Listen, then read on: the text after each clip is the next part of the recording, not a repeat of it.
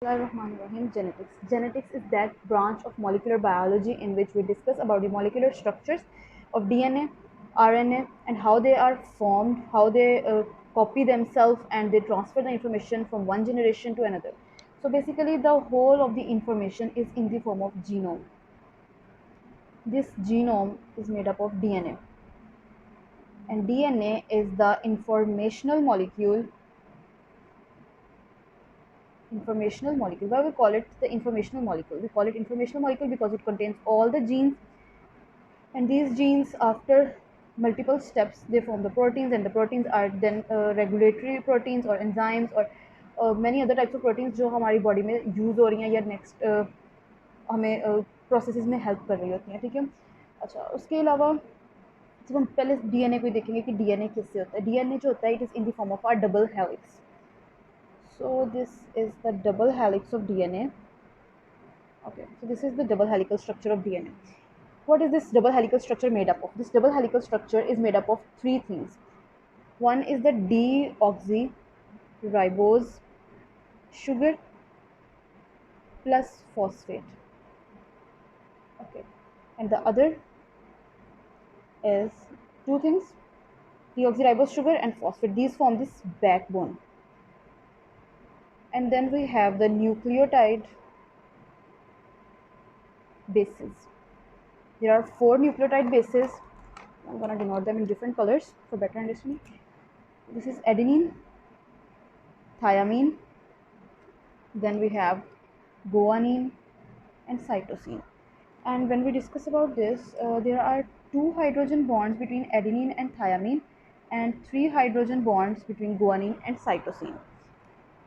Okay, now here we have this adenine, thymine, cytosine, guanine. These are our bases. This is the structure of DNA. अब ये cell में पड़ा कहाँ पे होता है? तो ये हम देखते हैं कि प्रोकैरियोट्स में कहाँ पे होगा और ये यूकैरियोट्स में कहाँ पे होता है. अब यूकैरियोट्स जो होते हैं हमारे सेल्स में, ये कहाँ पे होता है? न्यूक्लियस में होता है. और न्यूक्लियस में ये कैसे होता है? In the form of chromosomes. ठीक है. उसके अलावा ये माइटोकॉन्ड्रिया में होगा. ठीक है. और अगर हम प्लांट्स की बात करें तो प्लांट्स में ये कहाँ पे होता है? क्लोरोप्लास्ट में भी होता है. ठीक है. प्रोकैरियोट्स जो होते हैं, प्रोकैरियोट्स में, यहाँ यूकैरियोट्स होते हैं, इनमें डीएनए जो होता है इसके मल्टीपल स्ट्रैंड्स होंगे इस तरह के, लेकिन प्रोकैरियोट्स होते हैं इनमें एक सिंगल क्रोमोसोम होता है. Single chromosome. Okay, let's draw a prokaryotic cell here. So this is our prokaryotic cell. There would be a single chromosome, और ये जो single chromosome होगा, it would be folded multiple times. इसको हम कहते हैं कि ये super coiled होता है upon itself. Okay, so here we have this super coiled one chromosome of prokaryotes. इसको हम क्या कहते हैं? इसको हम कहते हैं न्यूक्लियोइड. ठीक है. उसके अलावा क्या होता है कि इसका डीएनए जो होता है ये प्लाज्मिड्स की फॉर्म में भी होता है. ठीक है. These are the plasmids. अब प्लाज्मिड्स और न्यूक्लियोइड्स, इन दोनों का DNA it can be same और it can be different. This can be, they can have same DNA और they can have different DNA. जो हम देखते हैं कि एंटीबायोटिक रेजिस्टेंस आ जाती है, एंटीबायोटिक रेजिस्टेंस वो क्यों होती है? रेजिस्टेंस ये क्यों होती है? This is because of these plasmids. Because of this plasmids की वजह से एंटीबायोटिक रेजिस्टेंस आ जाती है. और ये जो प्लाज्मिड्स होते हैं they can be transferred from one bacterium to another bacterium. Okay.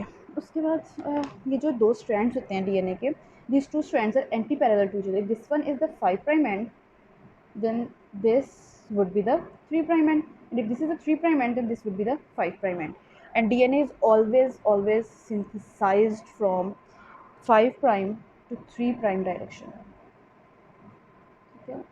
अब हम देखते हैं कि डीएनए जो है इसकी कैसे हम इसको कॉपीज़ कैसे बनाते हैं ताकि ये दूसरे डॉटर सेल्स में ट्रांसफ़र हो सके. So this is the process of replication. This is the process of replication. इसको हम क्या कहते हैं? रेप्लिकेशन. रेप्लिकेशन क्या होता है? Formation of multiple copies of DNA. Copies of DNA. This is the same DNA. ठीक है. इसकी मल्टीपल कॉपीज बना लेते हैं. अच्छा, अब हमने जैसे कहा था ये हमारा एक डीएनए का स्ट्रैंड है, ये इसके साथ होता क्या है कि ये डीएनए का जो स्ट्रैंड होगा ये ओपन अप हो जाता है, this opens up, this is the DNA strand, okay, this is our parental DNA strand, this would open up,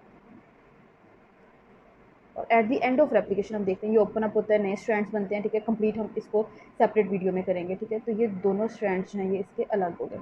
अब इन अलग स्ट्रैंड्स के साथ एक एक डॉटर स्ट्रैंड जो है वो फॉर्म हो जाता है, ठीक है, और ये ऐसे 2 कॉपीज डीएनए की बन जाती है। इसमें सेवरल एंजाइम्स होते हैं जो ये प्रोसेस करवा रहे होते हैं, ठीक है। So 2 copies of DNA are form from 1 parental DNA, this is the parental DNA, ठीक है, और ये जो होंगे ये this would be the specifically daughter DNA. इस तरह से क्या हो जाती है, रेप्लिकेशन हो जाती है, this is the process of replication in which a DNA divides into 2 daughter DNAs, okay, multiple copies बन जाती हैं डीएनए की। उसके अलावा अब हमने प्रोटीन्स की सिंथेसिस करवानी है डीएनए से, तो वो कैसे होती है, सबसे पहले डीएनए से आरएनए बनता है by process which is known as the transcription process, और इसको डिफरेंट कलर से लिख लेते हैं, ट्रांसक्रिप्शन। ट्रांसक्रिप्शन में क्या होता है, ट्रांसक्रिप्शन, ओके, ट्रांसक्रिप्शन में क्या होता है, in the process of transcription DNA से क्या बनता है, मैसेंजर आरएनए। ये जो मैसेंजर आरएनए होता है इट कंटेन्स इंफॉर्मेशन, ठीक है, in the form of codons, triplet codons होते हैं, ठीक है। For example we take this AGU, ठीक है, ये ट्रिपलेट कॉडॉन्स होते हैं। इन ट्रिपलेट कॉडॉन्स को हम जेनेटिक कोड भी कहते हैं, we also call them the genetic code, और ये जेनेटिक कोड जो होता है इट इज़ डीजेनरेट, डिफरेंट होता है, फॉर ईच डिफरेंट प्रोटीन हमारे पास डिफरेंट कोडॉन होता है। अब ये मैसेंजर आरएनए जो होगा, ओके, लेट्स से कि यहाँ पे हमारे पास एक ट्रांसफ़र आरएनए पड़ा हुआ है, transfer RNA, this is for example a transfer RNA, okay. ये कोडॉन इसको स्पेसिफिकली डिटेक्ट करता है, यहाँ पे एंटी कोडॉन होता है, there we have this anticodon. ये एंटी कोडॉन जो होगा ये इस कोडॉन को, ये कोडॉन यहाँ पे आएगा, here it comes this messenger RNA, ये कोडॉन यहाँ पे आ जाएगा AGU, और इसको जो डिटेक्ट करेगा वो इसके ऑब्वियसली कॉम्प्लीमेंट्री होगा, दिस वुड बी UCA, ठीक है। और इस कोडॉन के अकॉर्डिंगली यहाँ पे एक अमाइनो एसिड जो है वो specifically for this anticodon, जो इस एंटी कोडॉन के साथ स्पेसिफिक अमाइनो एसिड होगा वो इस ट्रांसफ़र आरएनए पर लगता है, इसका नाम क्या होगा, this would be specifically amino acyl transfer RNA. RNA की 3 टाइप्स होती हैं ना, मैसेंजर आरएनए, ट्रांसफ़र आरएनए और राइबोसोमल आरएनए। अब ये जो अमाइनो ट्रांसफ़र आरएनए ये इस अमाइनो एसिड को ट्रांसफ़र करता है टू द राइबोसोम्स।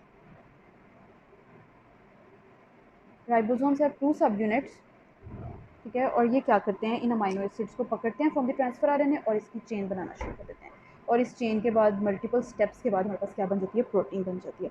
तो ये जो प्रोसेस होगा जिसमें प्रोटीन्स बनती हैं from RNA, messenger RNA, transfer RNA, then it has the ribosomal RNA, ठीक है। इस प्रोसेस को हम क्या कहते हैं, this is the process of translation, this is the process of translation, synthesis of proteins from RNA, this is the process of translation, okay. अब ये सारा कुछ होता कैसे है, सेल साइकिल को हम देखते हैं। जब सेल जो होता है ये डॉर्मेंट कंडीशन में होता है तो ये G0 फेज़ में पड़ा होता है, dormant cell is present in the G0 phase. उसके बाद जब ये एक्टिवेट होता है, या कुछ सेल्स तो रहती है सेल साइकिल में है, ठीक है, जब ये एक्टिवेट होगा तो ये किस फेज़ में जाता है, it enters the G1 phase. इस G1 फेज़ में प्रोटीन सिंथेसिस बहुत ज़्यादा हो रही होती है, ठीक है। फिर उसके बाद सेल कौन सी फेज़ में जाता है, from G1 phase to the S phase. S phase में क्या हो रहा है, यहाँ पे हो रही होती है रेप्लिकेशन, ठीक है। उसके बाद आती है G2 phase, this G2 phase में क्या होता है, हमारा साइटोप्लाज्म एनलार्ज होता है, ठीक है, साइटोप्लाज्म एनलार्जेस। और फिर G2 से आती है mitotic phase which in which the cell divides, mitotic phase in which the cell divides, और फिर डिवाइडेड सेल जो है वो उसके बाद दोबारा से ये पूरा साइकिल कंटिन्यू होता है, सेल साइकिल। अब ये जो सेल साइकिल है इसको साइक्लिन्स होते हैं एंड साइक्लिन डिपेंडेंट काइनेजेस ये रेगुलेट कर रहे होते हैं, these are regulatory for this cell cycle. उसके अलावा इस साइकिल में ये जो डिफरेंट स्टेजेस हैं यहाँ पे चेक पॉइंट्स होते हैं। ये जो चेक पॉइंट्स होते हैं ये क्या चेक कर रहे हैं कि कहीं पे कोई एरर तो नहीं है, डैमेज तो नहीं है। अब जब इतना प्रोसेसेस इतने ज़्यादा हो रहे हैं तो डैमेज आ जाता है डीएनए में, ठीक है। डैमेज इंटरनली भी आ जाता है और एक्सटर्नली भी आ जाता है। डैमेज आ जाता है या उसके अलावा म्यूटेशंस आ जाती हैं। डैमेज और म्यूटेशंस में फ़र्क होता है। डैमेज जो होता है ये डीएनए के स्ट्रक्चर को डैमेज आता है, ठीक है। और जो म्यूटेशंस होती हैं ये कोडॉन या जो जेनेटिक कोड है या फिर जो हमारा बेसिस होती हैं, बेसिस का सीक्वेंस होता है, इसमें एरर होता है, ठीक है। अच्छा, अब इन डैमेजेस को फिर रिपेयर भी करना होता है, ठीक है। ये रिपेयर कैसे होता है, ये डिफरेंट वेज से रिपेयर होता है, रिकॉम्बिनेशन से होता है, एक्सीजन से होता है, ठीक है। ये सारा हम सेपरेट वीडियोस में करेंगे।